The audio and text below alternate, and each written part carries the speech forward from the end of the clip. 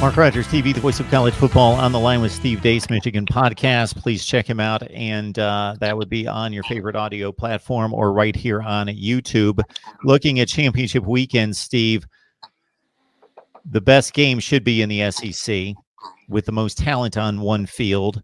Obviously, we've got the comparison to make between most likely an Oklahoma Big 12 champion and a Utah Pac-12 champion, which is going to fascinate me because the committee right now is telling us that Utah is graded to be slightly better than Oklahoma, although the Oklahoma State win by the Sooners this past weekend may nudge them ahead of Utah as a better win on the final regular season weekend.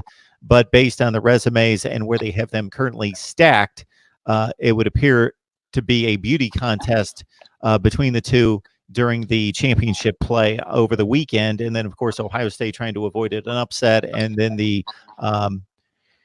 give me that is the ACC championship game. So what is going to intrigue you the most this weekend? I think LSU will have too much offensive firepower for Georgia. I don't think they'll put up a 40-burger on them, but I think because Georgia's defense is too good, but I think there's too many limitations at the receiver position for Georgia that I don't think they can get to, say, 31 points in that game.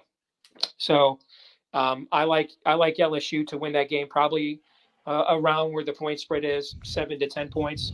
I think Utah, if it beats Oregon, is going to get in, unless Oklahoma can do a Ohio State 2014 on Baylor and just name the score.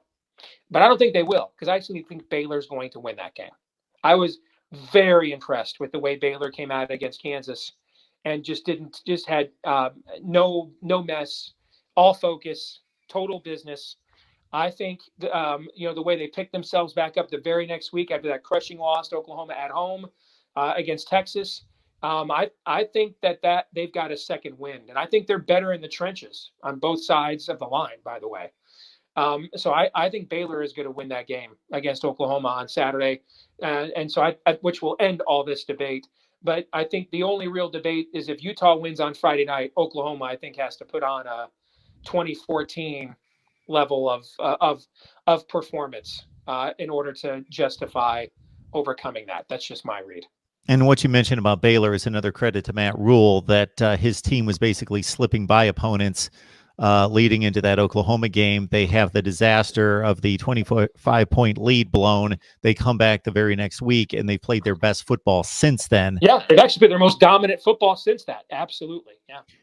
And then to make the comparison between, of course, we're discarding Baylor, and the reason we're discarding them is it appears as though everyone else in the selection committee is as well.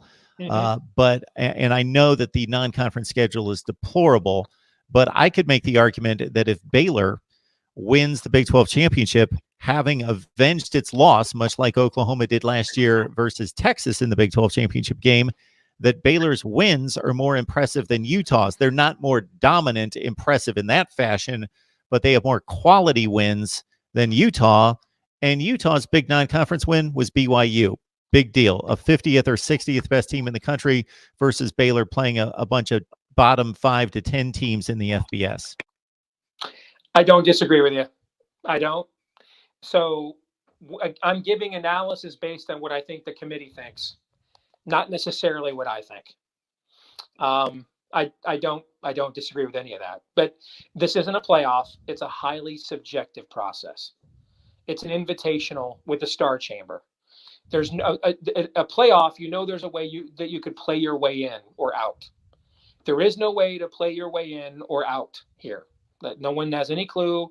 They're not transparent. We don't know what any of the methodology is on any level whatsoever. And it's often just a reverse engineering of kind of what they think the field ought to be. And so on a week-to-week basis, let's come up with the rationale to get us to the point that we want to go. And so I mean, you don't even, we've had all these conversations before. You don't even have a net ranking or an RPI, any form of an objective net framework that would bring any transparency to this process. It makes the NCAA tournament selection committee look like the Continental Congress. All right. So it's a total subjective star chamber process. It's an invitational, and the committee has made it clear that They believe Utah is better, and the analytics say Utah is better. The resume would say Baylor in this scenario would be, or Oklahoma for that matter. So, but here's the thing: I'd be fine with that if they were consistent, and they're not. Sometimes with some teams, in some weeks, it's the resume, and others it's the analytics. Then it's the analytics before it's the resume. After it's the resume, following the analytics. They just have an idea of what they want to do, and then they just come up with whatever rationale they need to justify it that way. Yeah, last year they had to make the decision between Oklahoma Big 12 champion and Ohio State Big 10 champion. In my eyes, Ohio State was the more complete team with the better wins. Obviously, Oklahoma got to avenge its loss and also did not have the embarrassing loss that Ohio State, and so they made that decision. And they may well have to do the same thing this year between the Pac-12 and the Big 12. All right, Steve Deace, Michigan podcast. Again, I encourage you to get on over there to check out Steve's work on a weekly basis. Steve, we appreciate you dropping by. You bet, man. Take care. Always good to talk to you, Mark.